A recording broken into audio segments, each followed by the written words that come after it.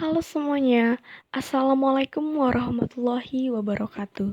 Perkenalkan saya Fitri Febriani dengan NPM 2216021022.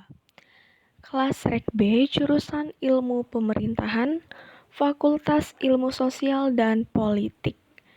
Mungkin di sebelahnya itu ada foto saya, bisa dilihat sendiri. Oke, pada kesempatan kali ini saya akan mempresentasikan salah satu tugas mata kuliah Tata Kelola Pemerintahan untuk memenuhi tugas UAS dosen Bu Lilih Muflihah. Next. Baik, di sini saya akan mengambil topik dari tema perdagangan internasional. Apa sih perdagangan internasional itu sendiri? Perdagangan internasional adalah salah satu strategi untuk memenuhi kebutuhan. Dan ini terdiri dari ekspor dan juga impor. Kegiatan ini dilakukan karena adanya perbedaan kebutuhan antara dua negara atau lebih. Hal ini juga identik dengan kajian untuk mencapai kesejahteraan yang telah dilakukan antar negara. Oke, di sini ada hal yang dapat mendorong perdagangan internasional itu sendiri. Adanya kemajuan di bidang informasi transportasi, masing-masing negara saling membutuhkan, terjadinya liberalisasi di bidang ekonomi, dan motif adanya keunggulan komparatif serta menambah devisa perdagangan internasional. Oke, next. Alasan mengapa perdagangan internasional itu penting. Yang pertama, akses ke barang dan jasa lebih murah dan berkualitas tinggi. Negara-negara yang terlibat dalam perdagangan internasional memiliki akses ke barang dan jasa yang tidak tersedia di negara mereka sendiri. Yang kedua, di peningkatan ekonomi, perdagangan internasional dapat meningkatkan pertumbuhan ekonomi dengan membuka peluang baru bagi bisnis untuk memasarkan produk mereka sendiri. Baik, ada faktor yang mempengaruhi perdagangan internasional.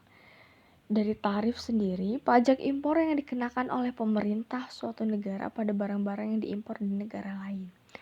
Di sini ada kuota, ada sanksi dan juga teknologi. Dari teknologi sendiri, perkembangan teknologi memungkinkan produksi barang dan jasa yang lebih efisien dan murah di negara lain.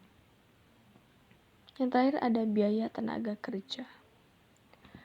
Inflasi. Inflasi adalah proses kenaikan harga umum barang-barang secara terus-menerus selama 1 tahun periode tertentu. Inflasi ialah proses dari suatu kenaikan harga pada umumnya dan akan bergerak secara terus-menerus.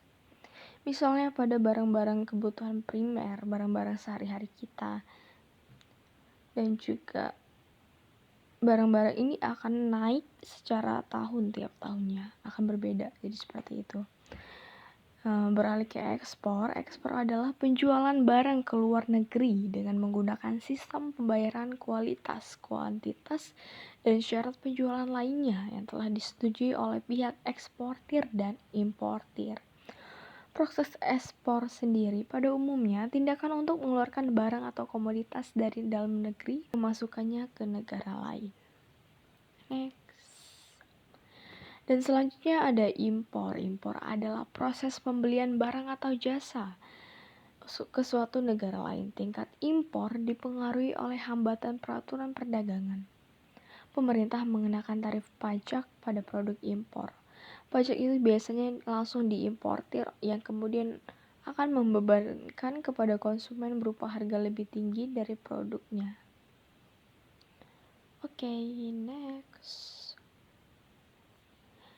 Mungkin segitu saja ya yang dapat saya sampaikan.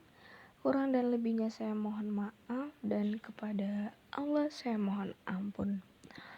Wabillahi taufik wal hidayah. Wassalamualaikum warahmatullahi wabarakatuh. Terima kasih.